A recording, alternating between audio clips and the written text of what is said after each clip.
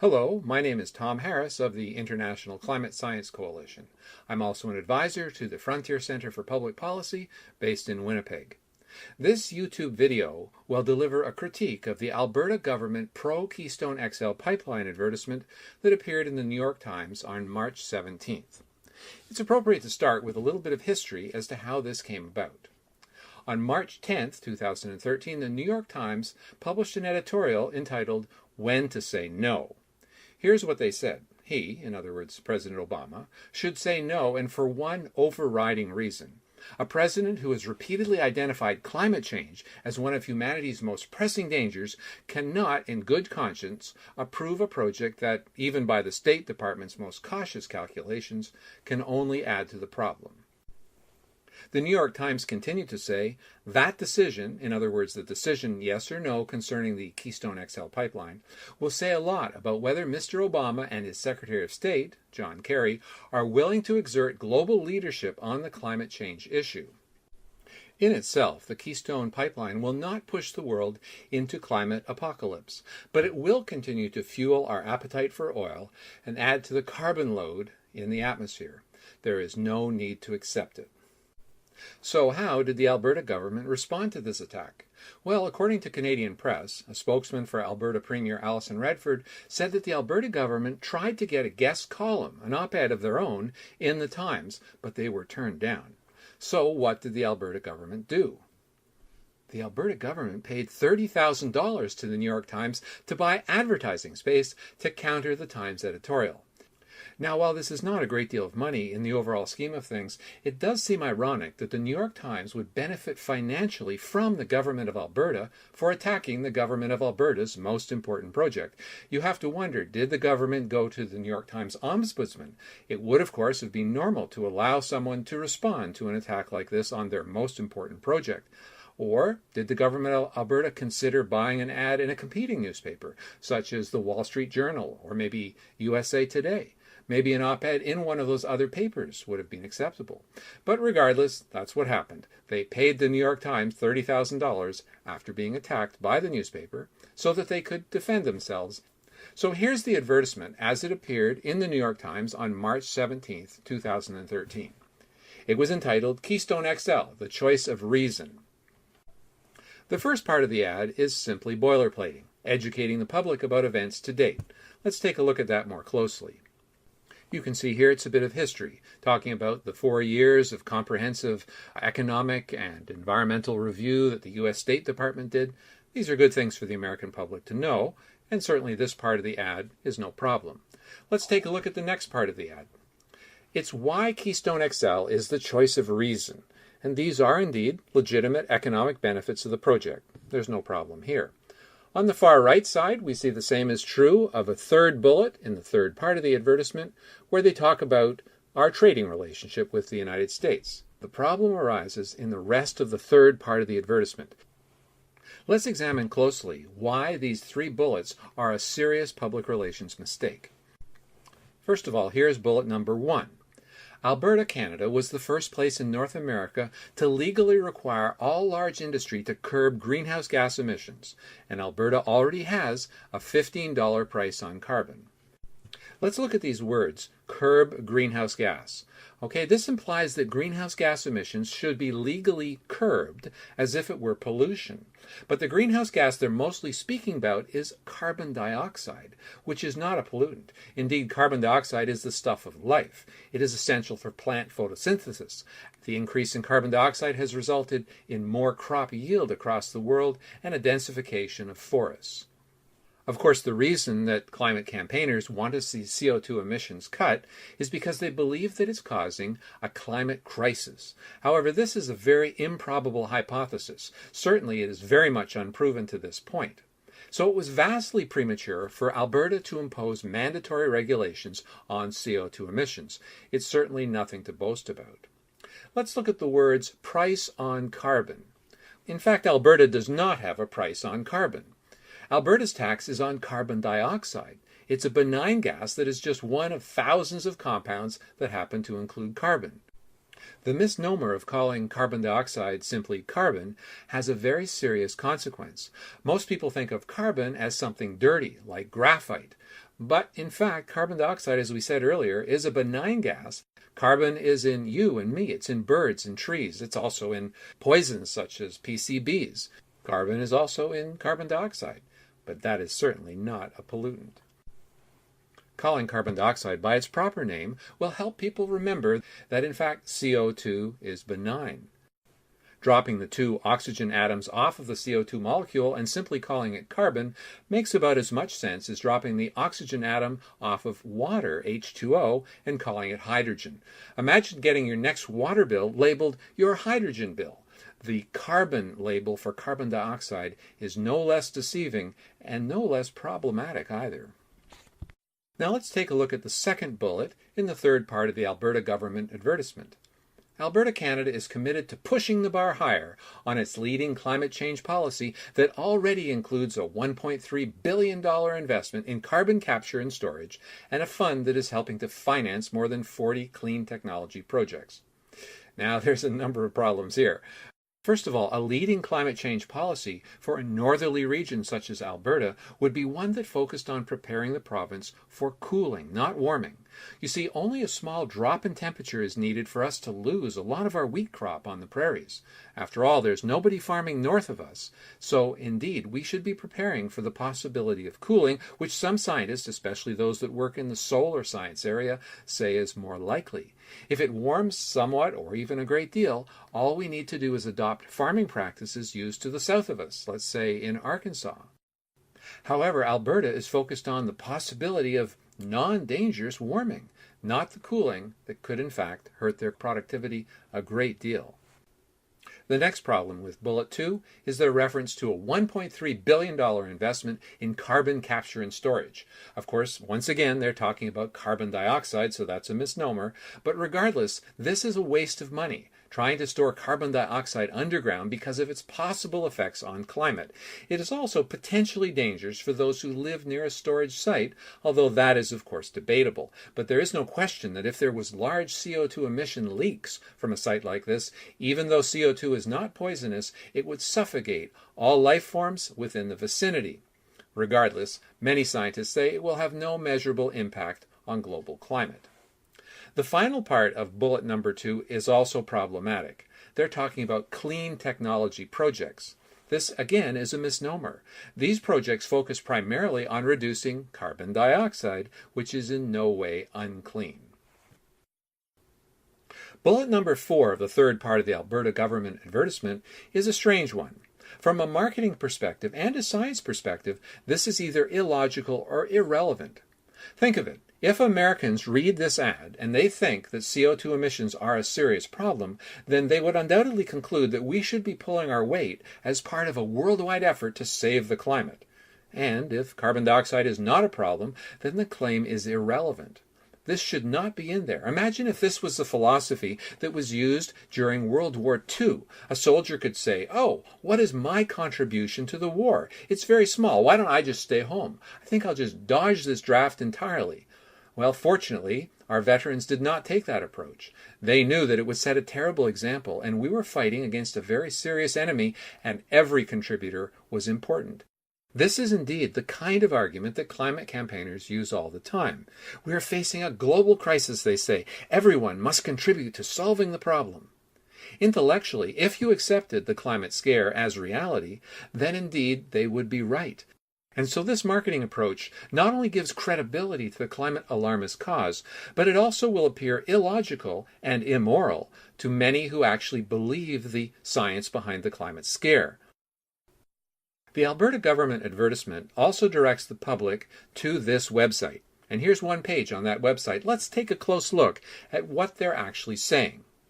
To meet global targets for reducing greenhouse gas emissions and avoid irreversible climate change, a collection of different actions is needed from countries around the world. The United Nations Intergovernmental Panel on Climate Change, the U.S. administration, and our own federal government agree that carbon capture and storage is crucial to help the world make necessary long-term reductions in greenhouse gases.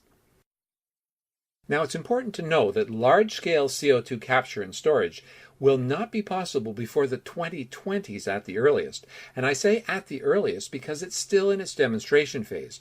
We do not know at this point how we will actually do it in a large national scale. As a sidebar, it's worth noting that the federal government is now boasting around the world that Canada is the first country to ban the construction of coal-fired electricity stations using traditional technology.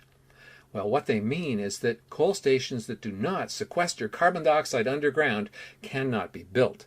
What that really means is perhaps forever, certainly until the 2020s, new coal stations for generating electricity are now banned. This is a big problem in places like Alberta and in Saskatchewan and Nova Scotia, which get most of their electricity from coal. They're trying to replace it with natural gas, but what happens if the forecasts of natural gas are not actually accurate? What if indeed we have much less natural gas and we've closed down a lot of our reliable coal stations? Alberta, for example, at current rates of consumption, has enough coal to last for 1,000 years right within the province. Natural gas is certainly a very valuable product, and it should be saved for things like home heating and cooking and the production of fertilizers. It should not be used as a base load energy source to replace coal, which is by far the least expensive and most reliable source of energy with the least price fluctuations. Concerning the Alberta Government ad in the New York Times, it's a very serious public relations mistake, because it effectively is feeding the fire that is threatening to burn down the province's major source of wealth, its fossil fuels. If you indeed do support the idea that carbon dioxide emissions from fossil fuels are causing a climate crisis, which indeed they are doing not only on their webpage, but implied in this ad, then you are in fact supporting the eventual outcome of the climate campaign, and that is indeed to end the use of all fossil fuels. So what should the Alberta government have said in their advertisement? Well, here's a responsible and correct message. Other people may have better messages, but here's my suggestion. They should say, the science of climate change is immensely complex.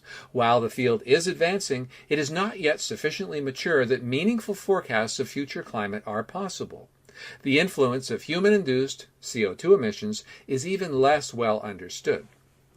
However, we recognize that many Americans are concerned about the possibility of climatic problems due to CO2 emissions from the oil sands. Consequently, the government of Alberta is taking the following steps. Number 1. We are convening open, unbiased hearings into the climatic impacts of the oil sands. Qualified scientists who specialize in climate change causes will be invited to testify, regardless of whether they do or do not support the hypothesis that CO2 emissions are a significant driver of global climate change. As a footnote, the government could say to justify their actions, for too long, governments have promoted the idea that there is only one correct position on climate science. This is a mistake. No responsible government should spend billions of taxpayer dollars on an issue without thoroughly examining all reputable points of view. We will now do this on the Climate File and encourage other governments to do likewise. And one of the things that we would like to see, of course, in a climate science hearing is scientists' opinion of this particular question. Does science really support the hypothesis that humanity is causing dangerous global warming and other climate problems by our emissions of greenhouse gases? Now note that I put the word dangerous in red. There's a good reason for that. Often scientists are polled, do you think humanity is contributing to climate change?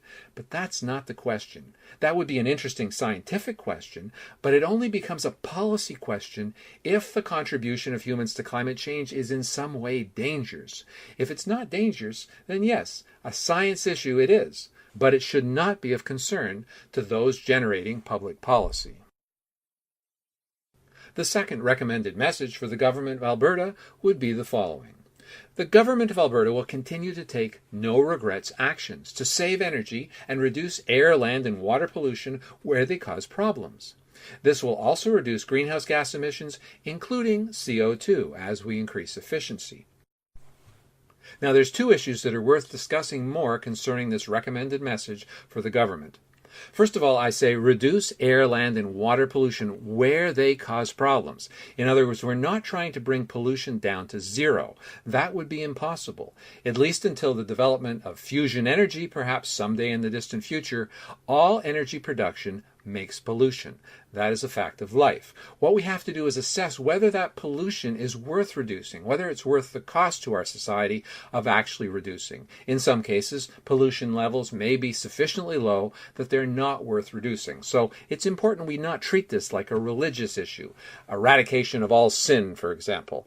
We're trying to eradicate air pollution, water and land pollution where they cause problems, if it's economic and if indeed the benefit outweighs the cost. Some people watching this video might wonder why I'm recommending including the reduction of greenhouse gas emissions as part of this message. Well, there's nothing specifically wrong with reducing CO2 if indeed it's done as part of a no-regrets policy, if it's a concomitant benefit, quote unquote, as we increase efficiency. Since many people are concerned about greenhouse gas emissions, it's important for them to know that no-regrets actions to save energy and reduce pollution will indeed, in most cases, also reduce carbon dioxide. However, if the focus is on carbon dioxide, we end up with plans such as sequestration of carbon dioxide underground, which actually increases pollution and reduces energy efficiency.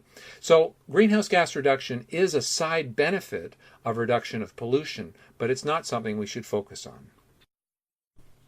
The third recommended message for the government of Alberta would be the following.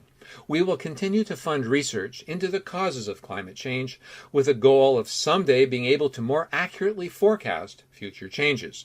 This will allow society to better prepare for whatever climate change awaits us in the future. So this is a fundamental need, being able to forecast climate. We certainly can now, but if someday we can help people adapt, not just in Alberta, but around the world. Here is the fourth recommended message for the government of Alberta. Finally, the government will continue to implement adaptation measures to help our citizens prepare for future climate challenges, cooling and warming, drought and flood, and other changes possible in our highly variable and unpredictable climate. The government should clearly tell the population, climate change is normal. The only constant about climate is change. It always has changed. It always will. Climate change is natural on planets like the Earth that have an atmosphere. Societies that did not plan for change have died out. They could cite the Greenland Vikings, for example. They could cite the pre-Incan civilizations in South America. There's no question that adaptation to climate change is crucial, especially in a place like the prairies. We have to remember that when Europeans first arrived in North America, the prairies of North America in the United States and Canada were called the Great American Desert. It was considered an area where you could never farm. It was not until the 1800s, when wetter periods came, that the government of Canada decided that this was something that would last, and many people were therefore moved out to start homesteads on the prairies. Well, the prairies may very well be returning to their previous drought condition, which has been the norm over many thousands of years. Regardless, it's a cycle, and it's something that we have to be prepared to adapt to. There's no question that the ad taken out by the Alberta government in the New York Times contains serious public relations mistakes. One can even question the wisdom of buying an advertisement in a newspaper that just finished attacking you, and whether or not the ad will be taken seriously by people who could very easily say, this has a strong vested interest. Considering today's political climate, it's not surprising that the Alberta government is not prepared to contest the highly flawed science behind the climate scare. Perhaps they even believe the science as promoted by Al Gore and David Suzuki. Who knows? But as a province whose major resources is fossil fuels, it makes no sense whatsoever to support the side of the argument that, taken to extremes, would actually end the fossil fuel era. We're interested in your comments about this video and about anything else we do. If you'd like to contact me or others at the International Climate Science Coalition, here are our coordinates. As I said earlier, I work as an advisor to the Frontier Center for Public Policy, and here is how you can get a hold of them at the following webpage.